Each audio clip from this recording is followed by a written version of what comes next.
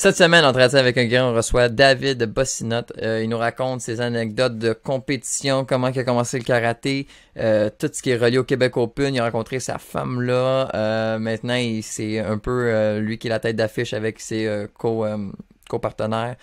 C'est vraiment intéressant. C'est un long podcast, donc je suis vraiment content qu'il ait pris le temps. Il est vraiment occupé, donc on apprécie. Manu? Oui.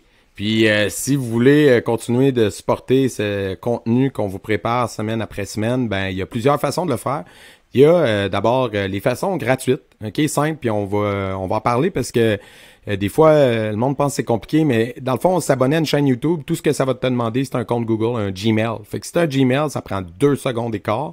T'abonner à la chaîne YouTube, tu cliques sur subscribe ou abonner, et c'est fait.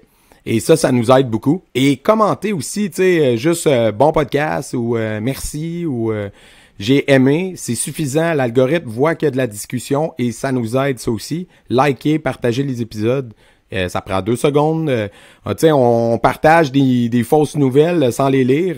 Et là, ben nous, on a du bon contenu qui est pas du fake news. Fait que prenez le temps de les écouter puis partagez-les. Et si jamais vous voulez nous aider une petite coche de plus, ben il y a le Patreon, patreon.com/Guerrier Podcast. Et là-dessus, vous pouvez vous abonner soit à juste anglais, soit français avec accès à l'anglais. Et si vous avez un dojo, vous pouvez aussi vous abonner à l'abonnement dojo qu'on a créé qui s'appelle Armée Impériale, dans le fond. Lui, dans le fond, ça donne de la visibilité à votre dojo ou votre entreprise et ça vous permet de venir co-host un épisode et aussi d'avoir une présentation gratuite là, comme une pub pour votre entreprise en début d'épisode.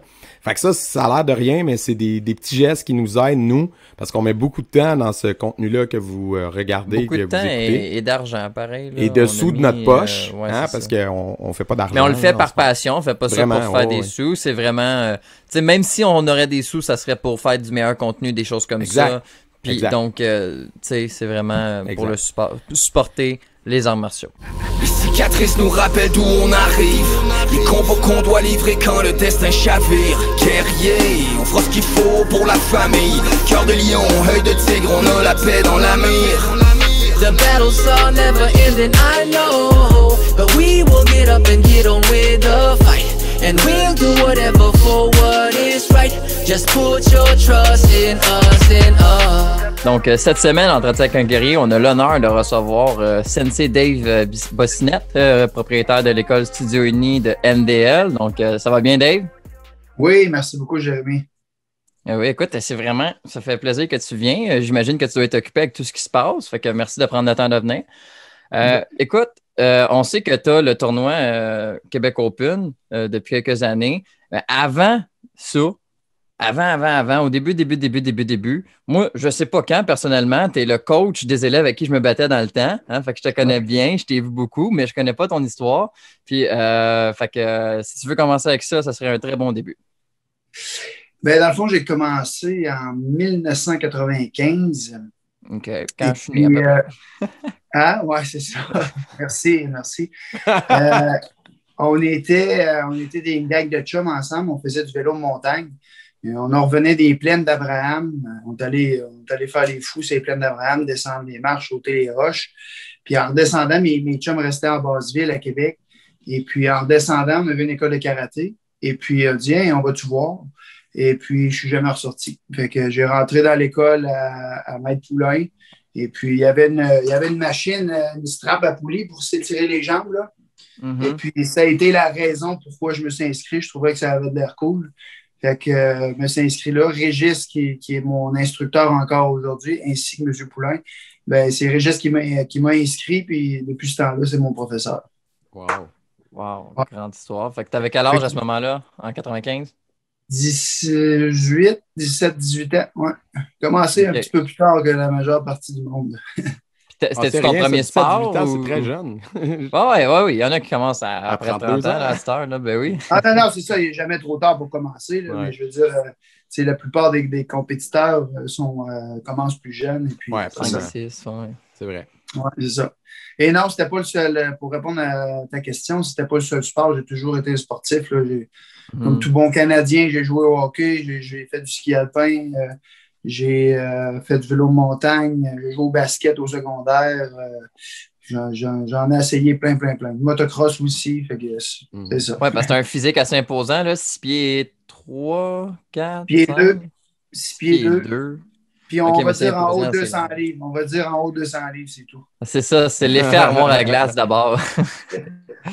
Puis quand tu as commencé dans le karaté, c'est quoi qui t'a accroché au début? Je suis curieux. Est-ce que c'est plus le côté autodéfense, le côté compétition avec les katas ou le combat tout de suite? Comment ça a été à ce niveau-là?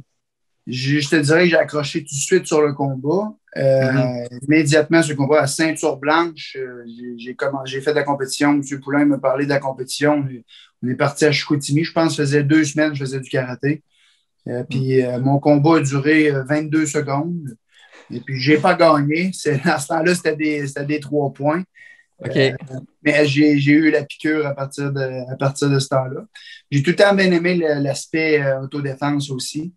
Et puis, le kata, un petit peu moins, mais j'ai quand même bien performé en kata. Je suis capable de sortir un bon kata pareil. Puis tu as monté les élèves en kata là, aussi. J'en ai déjà vu qui étaient bons. Là, fait que, oui, c'est ça. On a eu, je leur ai donné une base, mais des fois, on allait chercher un petit peu ici et là. On cherchait des cours privés ici et là avec les gens qui venaient au Québec Open aussi. Des fois, on prenait des privés avec eux autres. Fait que c'est un amassis de plein d'instructeurs qui ont fait qu'on a des bons joueurs. Ben, parlons-en une du Québec. On a reçu Jeff Robitaille il n'y a pas longtemps, puis il vient de l'école de NDL aussi, puis vous avez quoi, à peu près la même âge, fait qu'il était-tu là comme élève en même temps que vous à l'époque? En fait, non, Jeff est de NDL Lac-Saint-Charles. Moi, je suis du studio de Québec à Clermont, en ville. OK. Donc, mais Jeff est une petite affaire plus jeune que moi. Je me souviens plus. Il a quel âge? 36? Oui, il est dans 30 ans. Il a 6-7 ans. Il a 6-7 ans plus jeune que moi. Mais Jeff était déjà élève et instructeur ici à NDL avant que moi j'achète à M. Perrault. Là. OK, cool. Oui, c'est ça. Parfait. C'est ça. Puis c'est venu comment, ça, de passer justement de élève à se dire je vais faire ça de ma vie, être prof de karaté à temps plein? C'est arrivé à quel moment dans votre parcours? Ça? On était d'un party de Noël au studio à Clermont. Et puis, je mangeais des sandwichs pas de croûte. Et Clermont, M. Poulain a dit aimerais-tu avoir une école un jour? C'était ceinture bleue Q dans ce temps-là. Et il venait de me piquer. C'est depuis ce temps-là. Je ne me souviens pas c'était en quelle année. C'est peut-être 2 ans que je faisais du karaté, 2 ans et demi. Et puis, ça a été en 2005 quand j'ai ouvert ma première école à Donnacona. OK. Ouais. Fait que c'est à cause d'une sandwich pas de croûte que j'ai commencé à avoir la piqûre. Puis quand il m'a posé cette question-là, ben, par après, ben, je suis allé voir Régis, puis j'ai commencé à aider sur les cours. Et puis, on faisait les écoles satellites. Donc, c'est les écoles en dehors, dans les villes, dans les banlieues, aux alentours. On faisait le tour des écoles là, on enseignait là le soir, le week-end. Et puis, fil en aiguille, ben, on a parti notre école. J'ai rencontré ma conjointe aussi au Québec Open. Et puis, elle a embarqué avec moi dans ce rêve-là. Puis, depuis ce temps-là, on fait ça. Wow! Puis est-ce que c'était ton seul travail quand tu donnais les cours satellites et tout, ou pour te préparer à ça, ou tu avais un autre job dans le temps avant? Non, je suis un gars qui a tout le temps travaillé physique. J'ai tout le temps travaillé sur l'aménagement paysager. Ça fait plus longtemps que je fais l'aménagement paysager que je fais du karaté. OK. Puis ça, est-ce que... Oh, pardon. Vas-y. Excusez, ma première job, j'ai travaillé sur une ferme. J'ai travaillé 2 étés sur une ferme. Okay. Et là, j'ai appris à travailler. Tu n'avais pas le choix, ben. Et puis, c'est ça. Puis, est-ce que c'est quelque chose que vous faites encore aujourd'hui? Ouais? Oui, encore l'aménagement paysager, ouais. Je fais encore les deux. Tu sais, je le faisais plus à temps partiel avant que la pandémie arrive. Tu sais, je faisais ça l'été, je faisais peut-être 25-30 heures. Mon boss était bien content de m'avoir. Tu sais, j'ai quand même pas mal d'expérience. Et puis, c'est ça. Mais là, la pandémie est arrivée. Fait que l'été passé, je faisais des semaines pleines. Oui, j'avoue que de toute façon, ça doit être un job qui doit rouler, qui est plus saisonnière. Fait que de toute façon, automne, printemps, hiver, c'est moins actif, j'imagine. Ouais, c'est ça, l'hiver, on ne peut pas en faire du tout. Ben non, fait que, c'est ça. c'est ça. Ouais. OK, cool. Puis Ouais, tant mieux. là, Moi, le le tournoi, Québec oui, Open. vas-y, Jay. Ouais, ça, je voulais savoir, moi, la première fois, comment ça s'est passé, puis tout ça, puis la rencontre avec Claire, puis comment ça. C'est gros, là. Là, tu as Vas-y. posé 2 questions. Là. La Ouais, première ouais. fois que tu es allé au Québec Open, Ouais, Ouais. le premier Québec Open, puis c'est quand après ça, quand tu as rencontré Claire, là? mon premier Québec Open, ça doit être en 96. Oui, parce que j'ai commencé dans l'été 95, donc ça irait en 96. Après, j'étais ceinture violette, si je me souviens bien. Et puis, j'avais gagné 2e en combat. On a perdu en finale contre un Américain. Et puis, en kata, je pense que j'étais arrivé 2e aussi. Deuxième. J'étais bien content, mais j'aurais aimé ça gagner, mais Ouais. c'est ça. J'arrivais 2e. J'avais les cheveux longs dans ce temps-là. J'avais les cheveux ici. Ouais. Et puis, la première année que j'ai rencontré Claire, c'était en 2003. Claire faisait partie de l'équipe élite. Donc, faisait partie d'une équipe élite qui s'appelle CGB. René Perrault, qui était mon instructeur de combat, mon coach de combat, faisait partie de cette équipe-là. Donc, ils ont amené l'équipe CGB au Québec Open. Et puis, moi, j'ai aidé Clermont aux inscriptions. Puis Claire est arrivée. Puis, elle a eu le coup de foudre pour le beau gars que je suis. Et puis, depuis ce temps-là, ben, c'est ça. On est ensemble. Toi, t'étais au-dessus de ça, puis elle t'a conquis, c'est ça? Ah oui, c'est vraiment elle qui a fait les premiers pas. Ouais, puis, c'est elle qui est venue me chercher. Là. Oh, wow, on a un scoop, Ah ouais. c'est bien. Puis là, elle Ouais. était rentrée à Québec après ça avec toi. Wow. Un an plus tard. Ouais. Un an plus tard, déménagé à Québec. Ouais. GG, bien joué. Wow! OK, parce qu'elle venait À pas de croire Québec. À la À croire base, que c'était... moi, je m'en vais à Laval. Ouais, Continue. C'est une fille, non, c'est une fille de London, Emmanuel. Une fille de OK. London, Ontario. Ouais. OK. À 10 heures de route. Donc, on a fait ça pendant un an. Et puis, moi, je ne parlais pas anglais, elle ne parlait pas français. Ah, ouais, hein? Ouais, on écrivait sur MSN, Messenger dans ce temps-là. Et puis, j'avais mon petit dictionnaire, puis mon chose français-anglais. Et puis, on s'écrivait wow. comme ça. Là. Ouais. Wow. On a parlé le body language avant de parler le bon language. Ouais, c'est ça. Mais j'ai quand même remarqué quelque chose. J'aime que tu as dit est tombée amoureuse du beau gars que je suis. Tu sais, des fois, en Ok. vieillissant, on a tendance à dire le beau gars que j'étais beau quand j'étais jeune. Ça, c'est Non, bien non, de garder non. cette belle confiance-là. Dave, il est sharp. Quand j'ai dit à ma mère qui était là, elle a dit « Ah, lui avec le bébé dans le dos, là. Puis là, j'étais comme « Ouais, c'est ça, c'est lui, ça. C'est Dave. » Oui, parce Ah, que ça, là, c'est- bébé dans le dos, j'imagine, c'est parce que vous avez eu des enfants ensemble, vous avez une famille, fait que la famille a Yeah. été impliquée. 4 enfants. 4 Ouais, gars qui quatre font du garçons, fight, hein. man. Quatre Des garçons. machines. Des Puis machines. ça a été comment, ça, de bâtir, tu sais, d'avoir les dojos, puis de bâtir une famille, d'avoir 4 enfants en plus, c'est beaucoup, c'est pas 1 ou 2 comme la moyenne. Là. Comment vous arrivez à concilier tout ça là, au Ça se fil passe des années? bien. Je vais donner chapeau à ma blonde pour ça parce qu'elle coordonne tout ça. C'est assez compliqué.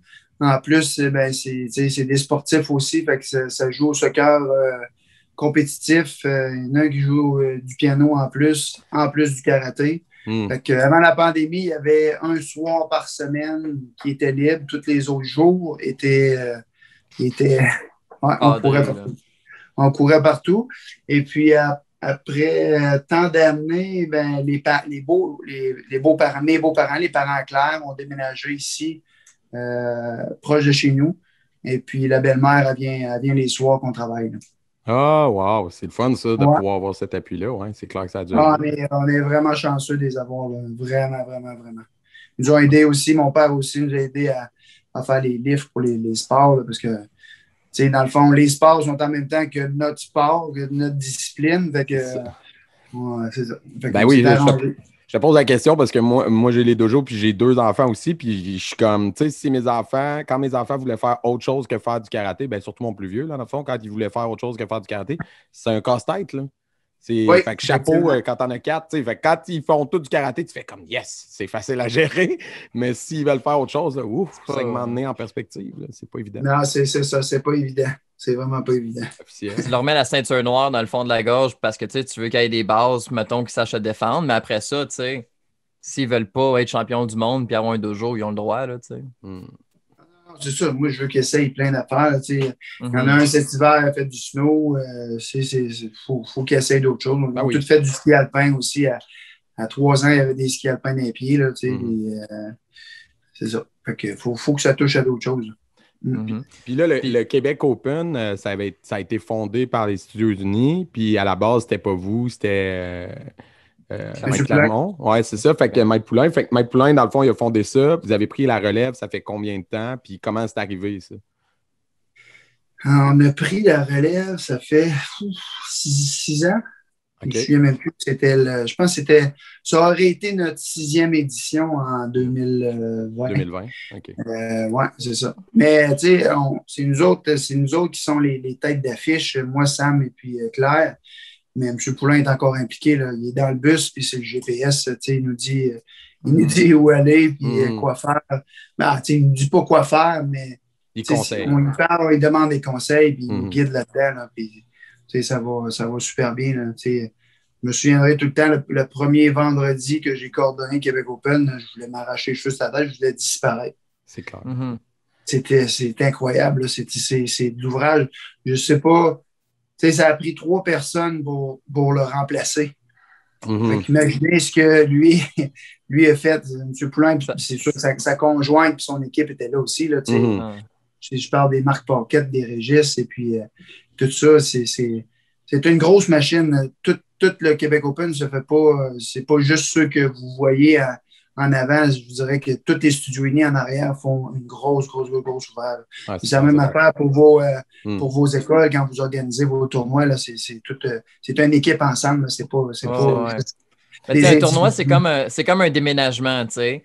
Le gars qui le fait, il coordonne tout. Ça ne veut pas dire que tu fais tous les jobs, mais pour te rendre là, tu les as toutes faites, les jobs.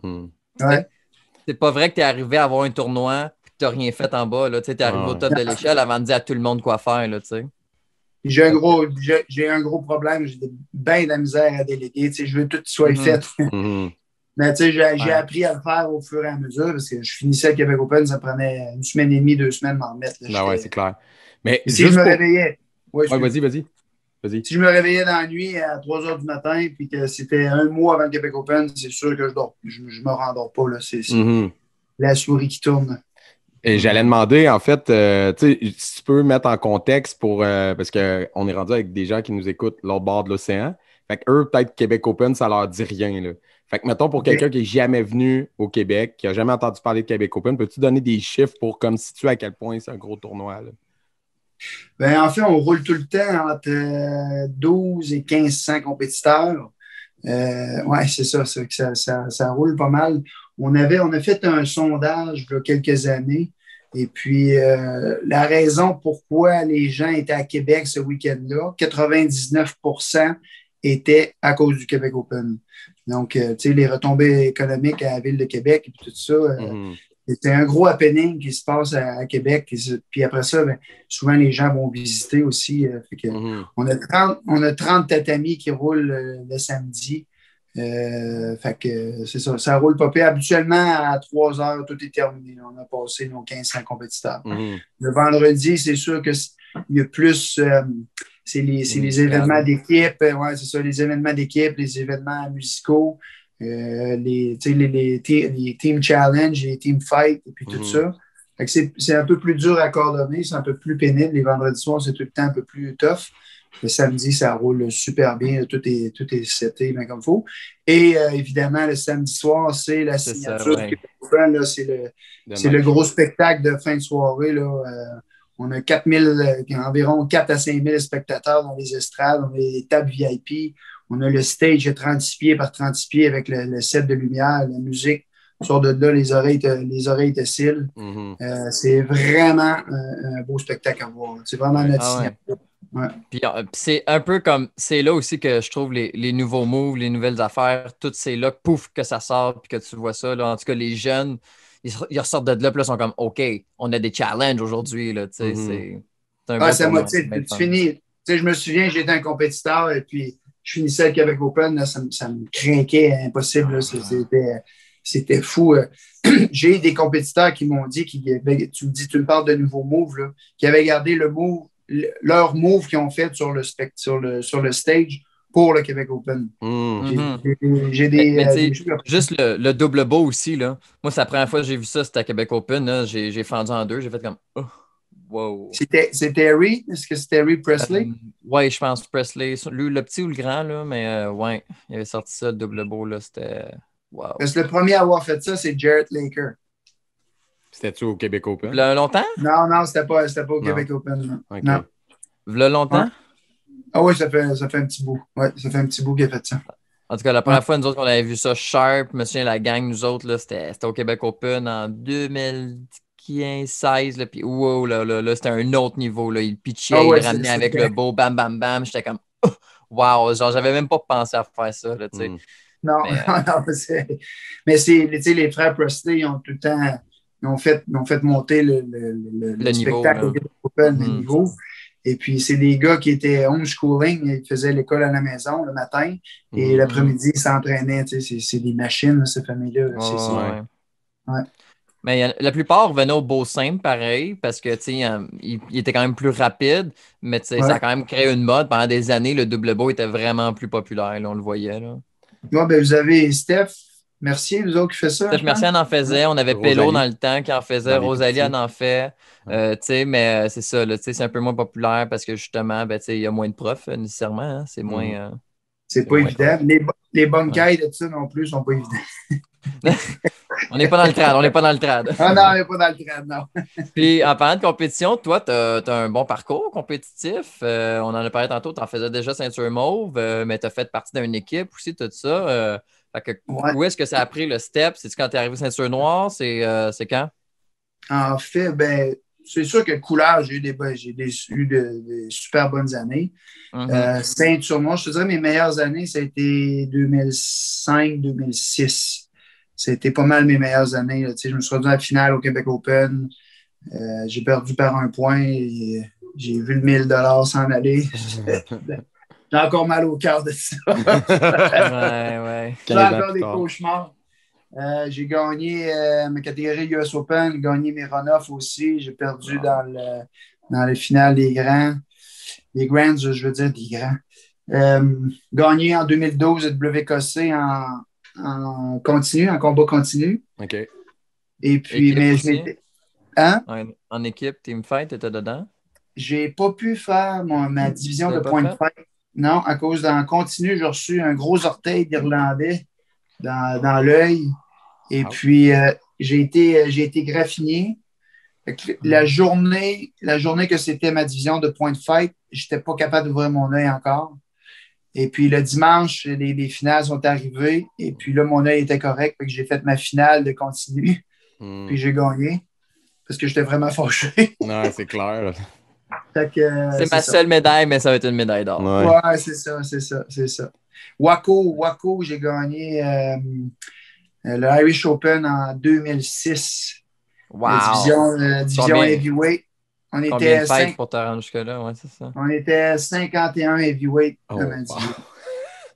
51, 200 livres plus dans ma division.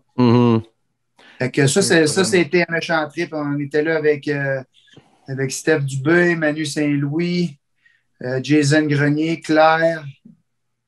Il manque quelqu'un, je pense. Bernard Paquet. On a eu ça, c'était un méchant trip. M. Poulain nous avait envoyé là, nous avait payé ça quand on était dans le Team Hugo en noir. Je ne sais pas si tu te souviens de ça, Team Hugo. Tu devais être plus jeune, pas mal. Avant le. Ouais. Okay. On avait kimono tout noir. Kimono tout noir, on avait une ligne fluo. Tu sais, les fluorescents, comme quand tu fais du bicycle le soir, ou du jogging. Ouais. En tout cas. C'est ce temps-là. Il faut une photo de ça. Ouais, c'est ça. On a ça quelque part. On veut ça pour la promote. Mais je trouve ça le fun que tu parles du tournoi, que ce soit Québec Open ou même là, on a parlé du Irish. Puis, tu sais, tout le monde est content que le karaté rentre aux Olympiques, même si ça va être démonstration puis ça serait one-shot. On espère tous que, tu sais, c'est une belle visibilité.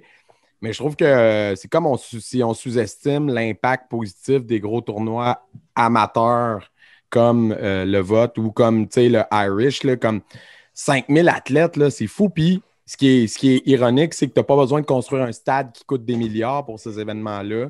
Ces événements-là n'ont pas autant de chaînes que les Olympiques, qui, eux, coûtent une fortune aux pays qui reçoivent, qui enrichissent plein de contracteurs, mais qu'au final, c'est la population qui paye. Puis, alors que, tu sais, ton événement, il y a juste des bonnes retombées, puis c'est beaucoup grâce à du monde super impliqué comme vous autres, puis vous avez sûrement une armée de bénévoles, puis tu sais, il devrait tellement avoir plus de chaînes sur les événements indépendants comme ça, je trouve. Ouais, on a, bon, avec les années, on a fait notre marque là, quand on envoie notre communiqué mon attaché de presse envoie le communiqué aux médias. Ouais, on a un bon suivi là-dessus. Là. Les TVA, les Radio-Canada, le Journal de Québec, Soleil, tout ça, sont pas mal là. Les journaux locaux aussi, là, mais on n'a pas pire. Un bon coverage. Coverage, oui, c'est ça. Et puis, ça serait cool éventuellement amener le karaté à un plus haut niveau, même les compés, là, avoir plus de visibilité. Mais surtout au niveau de la diffusion de télé, pourquoi un tournoi comme est-ce que c'est diffusé, mettons, y a-t-il des affaires à RDS dans vos affaires? Oui, on s'est déjà informé. On s'est déjà informé pour passer à RDS. Et puis, le Québec Open, mais juste les fêtes. Là, ouais. Non, c'était vraiment ça, le spectacle du soir, là, pour passer le soir. Puis ça coûtait un beau char pour qu'ils diffusent notre événement. Puis, il faudrait aller chercher les commanditaires pour que. C'est peut-être le next step. Là. On avait ESPN aussi qui nous avait parlé de ça, mais c'est une grosse branche. C'était un autre coche. Le petit paysagiste karatéka qui tombe avec la grosse machine, là, c'est une grosse affaire. Là. Mais c'est ça. Ouais. C'est ça, je trouve dommage. Il devrait tellement avoir plus d'espace de donner à des événements comme vous. Vous le portez à bout de bras, toute votre équipe. Puis tous les autres tournois un peu partout, comme ceux de Funfuki aussi, peu importe. Là, comme tous les tournois qu'on fait. Ça a des retombées positives parce que quand les parents, les familles de partout au Québec viennent ou d'ailleurs, même dans votre cas, il y a du monde de partout en Amérique du Nord, c'est des retombées économiques là, énormes, à peu de frais pour la ville, puis le gouvernement du Québec, le tourisme, tout ça, ça rapporte, mais comme est-ce que vraiment ils investissent dans ces événements-là assez? C'est ça, en fait, mon point, c'est ce qui est dommage. Le dernier sondage qu'on a fait, les retombées économiques, c'est plus de 3 millions. C'est fou, là.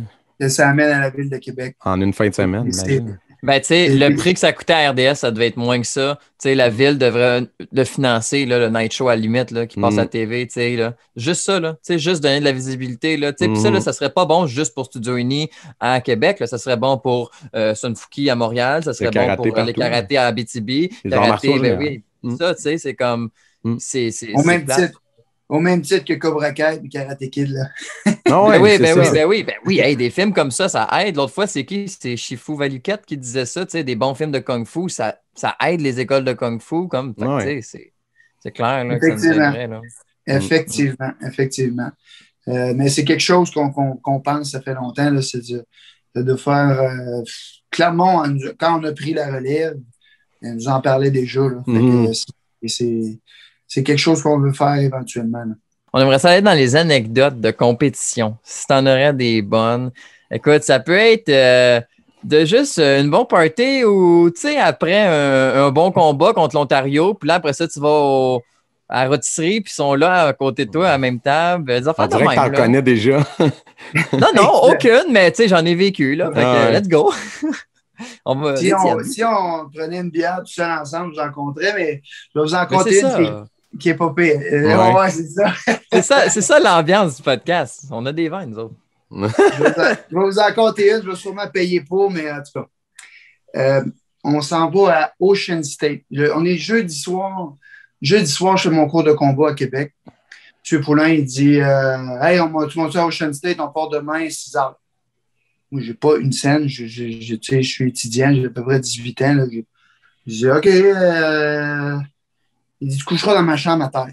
Jamais que M. Poulain prend quelqu'un dans sa chambre. Au grand jamais. Il couche tout le temps tout seul. Et anyway, il me fait une exception pour moi. Le lendemain matin, on va chercher de l'argent US. Le lendemain matin, on décolle. On s'en va au Ocean State. On fait le vendredi soir. C'est la première fois que j'allais aux États-Unis. C'est en 97. Quand j'ai mon trophée en arrière. Ouais. Ouais. Anyway. Et puis, on s'en va au Ocean State le vendredi soir, comme tout bon tournoi à NASCAR, c'est les musicaux et tout ça. On voit les John Valera, les Mike Chat, et puis toute cette gang-là. On capote bien raide. On s'en va au tournoi le samedi. J'arrive troisième, je crois. Fait que le soir, ben, c'était le spectacle. Mais moi, j'étais avec René, Samuel. Samuel, dans ce temps-là, il doit avoir 12-13 ans à peu près.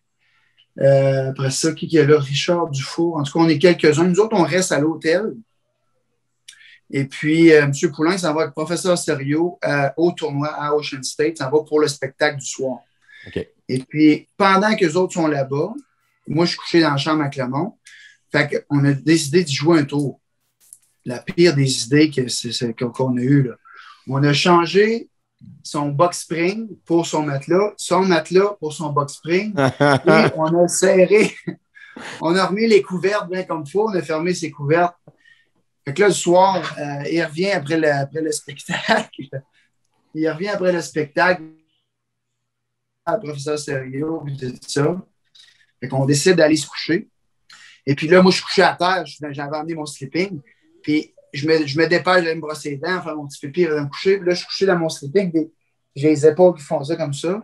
Et c'est la première fois que j'entendais Clermont sacré. En s'assoyant sur le lit, il dit « Ben voyons, ton calice, c'est donc bien dur, ça. » Et là, les épaules me sautent. Et là, moi, pendant ce temps-là, les gars m'avaient dit « Viens ouvrir la porte, parce qu'il était la chambre next door, là, à côté. Ouais. » Il dit « On va venir le filmer. » Et là, quand il a vu qu'on y avait joué un tour, je me suis levé et je voulais aller ouvrir la porte pour qu'on soit capable de le filmer. Je n'ai jamais réussi à passer. Il n'y avait aucune question que je passe. Parce qu'il ne voulait pas se faire filmer. Ouais. Fait que le lendemain, là, il a viré ça à son tour. Le lendemain, il dit là, tu dis rien au gars au bar. Puis toute la journée, je vais me plaindre que j'ai mal au dos. Fait qu'en redescendant le dimanche, il est là. J'ai mal dans le dos, tabarouette. J'ai mal dans le dos, j'ai mal dans l'eau. Là, les gars me donnaient des claques en arrière. Tu n'as pas dit, tu l'as fait coucher sur le box spring. Donc là, moi, j'étais obligé de dire oui, il a couché sur le box spring toute la soirée. Fait qu'enfin, à la fin du spectacle, à la fin du voyage, là, on l'a redit. Mais ça, j'étais ceinture bleue, je pense, bleu-vert. À mon test de noir, clairement, on s'en est rappelé. Je suis descendu en bas dans ce qu'ils appelaient anciennement le hot box. On ne fait plus ça aujourd'hui parce que ça n'a aucun bon sens. Et là, moi, j'ai eu le droit au hot box en bas. Je ne dis pas ce qui s'est passé là, ça n'avait aucun bon sens. Fait que j'ai payé pour. Ouais. Mais écoute, tu as dit quelque chose de vraiment intéressant que tu as passé la soirée avec le professeur Serio. OK. Mais tu parlais pas anglais ou tu commençais dans le temps, mais comment c'était, comment il était, professeur Serio, comment? Prof Serio, c'était pas un grand bonhomme. Karaté, là. Non, ouais, c'était pas un grand bonhomme, mais c'était comme un père de famille, dans le fond, hein, que tu ailles, si tu avais 5 ans ou si tu avais 17 ans, peu importe, il parlait à tout le monde. Avant le Québec Open, les samedis, le samedi d'avant, prof Serio arrivait 4-5 jours avant le Québec Open. Puis nous autres, on faisait nos entraînements. Dans le fond, on s'entraînait pour le Québec Open au studio à Québec. Puis il était assis sur la chaise, je le vois encore, là, puis je pratiquais mon soccer de Tiger. Puis il était rentré dans le jeu, puis il était venu me corriger, tu sais. Il fait corriger par prof Serio, là, c'est comme wow! Je capotais. La première fois que j'ai serré la main, tu sais, il n'y avait pas une grosse main, mais son petit doigt était gros comme mon pouce. Là. Il m'avait serré la main, il m'était ramassé la main comme ça, là, ça n'avait aucun bon sens. C'était un très bon bonhomme. Très bon bonhomme. Ouais. Ah ouais, c'était un monsieur, par exemple. Lui, il marchait très, très, très droit. Si tu arrivé en retard à un séminaire ou un cours, là, va-t'en chez vous. Et, ça marchait très, très droit. Si tu étais dans un privé avec lui, puis qu'il voyait que tu t'étais pas entraîné, il te renvoyait chez vous aussi. Que c'était pas pour la business qu'il faisait ça, c'était vraiment pour l'art martial. Professeur Serio, c'était spécial. Ouais, mais c'est ce que on entend parler de notre Kyoshi, lui aussi, des fois, il y a des cours avec lui, puis c'est ce qu'on entend dire. Là, il arrivait, c'était tôt, puis il avait chaud, puis... Alors, c'est ça. Il rentrait dans la salle, il y avait comme un aura, mais tu faisais comme... C'était incroyable. Incroyable. Wow. Je pense que c'est le propre sur probablement toutes les personnes qui vont avoir créé quelque chose comme un mouvement comme ça, qui a laissé plusieurs traces derrière eux. Il y a une raison, quelque part, il y a un charisme qui les distingue de la masse parce qu'on est des milliers de professeurs de karaté puis on ne sera pas tous des milliers de Nicolas Serio. Non, effectivement. C'est ça. Effectivement. Ah, il a vraiment marqué, en tout cas, l'histoire des Studio-Unis, c'est certain. Je pense que ça se reflète sur Sun Fuki aussi. Hein, oui. Écoute, sinon, avec tes élèves, tu as eu beaucoup d'élèves qui ont fait de grands niveaux, tout ça. On peut en nommer? Parce que, mettons, moi, je les connais pas, les gens qui... Je vais laisser David faire ça, je ne veux pas en oublier. Oui, c'est ça. Mais, puis, comment tu trouves ça, monter des élèves à ce niveau-là, puis l'implication que ça demande, puis tout, tu le fais, mais le faire avec un élève, c'est une autre chose. Comment tu trouves ça et quel élève t'a marqué? Pas t'a marqué, mais c'est l'affaire, c'est plus satisfaisant que soi-même, je pense. C'est plus d'être capable de transmettre ça à quelqu'un et puis qui lui vive ce que toi tu as vécu. Puis tu sais, c'est plusieurs fois, là, parce que tu sais, j'ai eu les plus vieux. Je ne sais pas si tu as eu Danny Croteau, Caro Bédard. Oui, Danny, il fêtait encore quand j'étais là. Oui, c'est ça. Caro Bédard. T'as évidemment Lily, Zach. Zach t'a fêté contre, Jérémy. Zach, on l'a perdu dernièrement. Il enseignait encore avec moi avant la pandémie. Mais là, il a fini son école en charpenterie, rendu sur la construction, donc il n'a plus le temps. Lily, Roxane, La Rose, on en a quelques-uns, mais c'est l'affaire la plus satisfaisante en tant qu'instructeur. Là, mes enfants, tranquillement, au début, c'est de l'adaptation. Quand c'est ton jeune, là, ça venait me chercher incroyable. Je n'étais pas capable de les coacher. Je venais fou, je venais complètement fou. Là, Lily et Roxane les ont coachés, Zach les ont coachés. Puis après ça, je me suis parlé, puis je me suis dit, là, c'est tes enfants, il faut qu'il y ait une bonne expérience avec ça, il faut qu'ils s'amusent avec ça. Puis à ce temps, je suis plus capable. Là. Ouais, ben nous autres, on voit ça sur Fouki pas mal, des parents qui... Tu sais, moi aussi... Non, mais qu'ils sont avec d'autres coachs parce que justement, parents-enfants, c'est difficile parce que l'autorité à la maison puis l'autorité au dojo, ouais, c'est ça. Puis aussi, quand papa est en arrière, et mettons que ça reçoit une shot, ça va partir à broyer. Souvent, c'est rien que le stress. Là, il fait juste regarder le pointage puis le goût de broyer quand c'est papa, quand c'est maman en arrière. C'est plus facile de pleurer que quand c'est le coach. Et quand c'est le coach sur aval, tu veux montrer que tu es tough, parce que c'est pas la même affaire. Là. Non, c'est clair. Claire est vraiment pareil comme moi. Elle n'endort pas la nuit quand elle va coacher. Elle n'est pas capable de coacher les gars. Puis sinon, un autre sujet, comment tu trouves ça? Arbitrer des gros événements. Tu sais, tu as arbitré l'Irish Open, le Québec Open aussi. Comment tu trouves ça? Parce que, tu sais, moi, j'arbitre des fois International Cobra, ceinture noire, homme. Je suis stressé. Là, tu sais que tout le monde te regarde s'il y a une erreur. Tu sais, là, toi, c'est des pays, là. Comment tu te sens? C'est très valorisant. C'est certain qu'au début, tu sais, j'ai été guidé avec M. Poulain avant qu'il fasse la transition. Ça ne s'est pas fait blanc-noir, puis on a viré, on a tourné la page. Clermont m'a traîné en tant qu'instructeur et prochain promoteur. Toi, instructeur, excuse-moi, juge. Et puis, tu sais, il m'assisait avec lui, puis il m'a coaché, là, tu sais, comment faire. Puis, mais je trouve que c'est super valorisant. Tu sais, les gros tournois, quand tu fais le night show le soir, c'est toi qui es sur la ligne en avant. Quand tu fais le Irish Open puis que tu juges, tu regardes, mettons, Avery Plowden qui se bat contre Jack Felton, c'est toi le centre qui juge ça. Puis il faut qu'il t'écoute comme du monde, puis c'est toi, il faut qu'il se fasse respecter.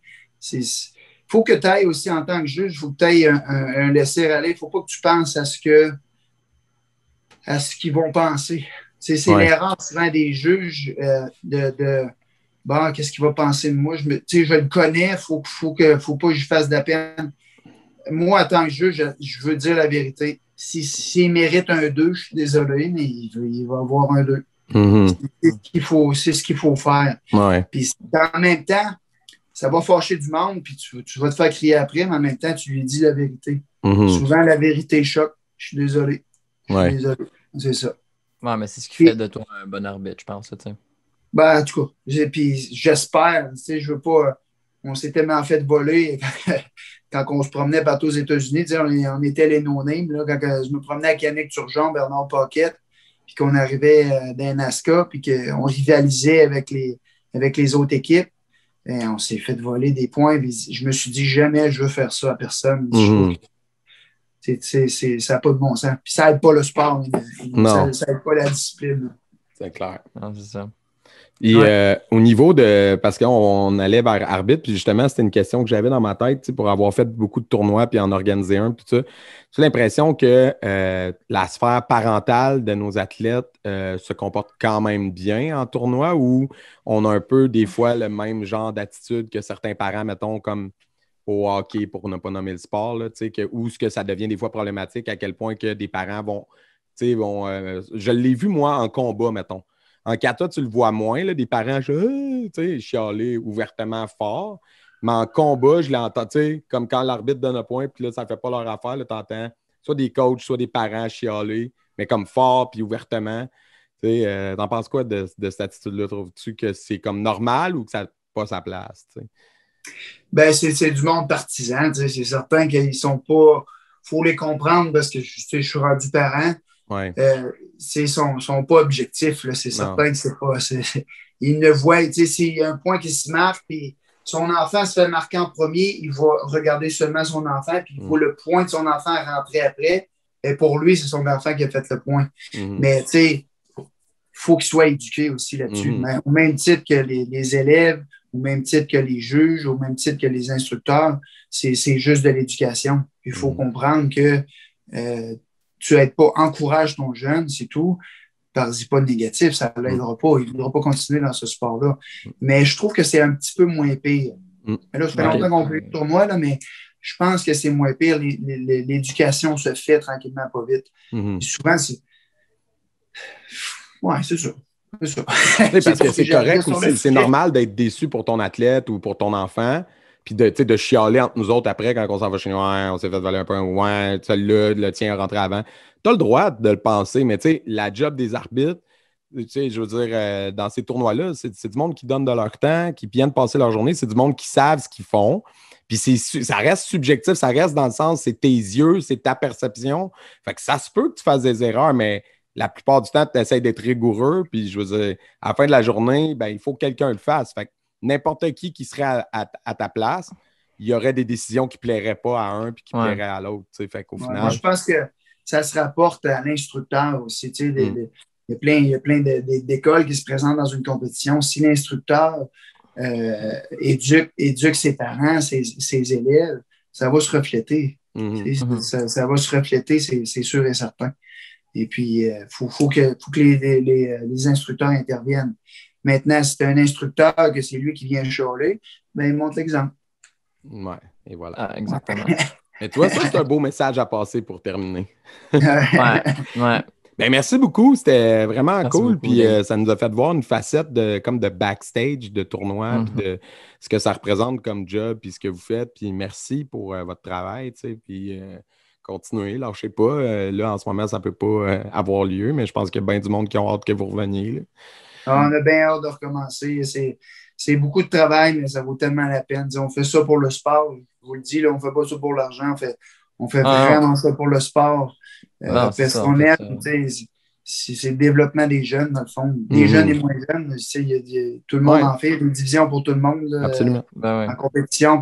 Puis même ceux qui ne font pas de compétition, il y a de la place pour monsieur, madame, tout le monde aussi. Fait que, merci les gars de produire ce show-là. Je trouve ça intéressant. J'ai fait une couple de fois que je vois se passer ça, mais je ne m'étais jamais arrêté. Puis là, j'ai vu que vous avez interviewé mon chum Jeff, fait que j'ai trouvé ça pas pire.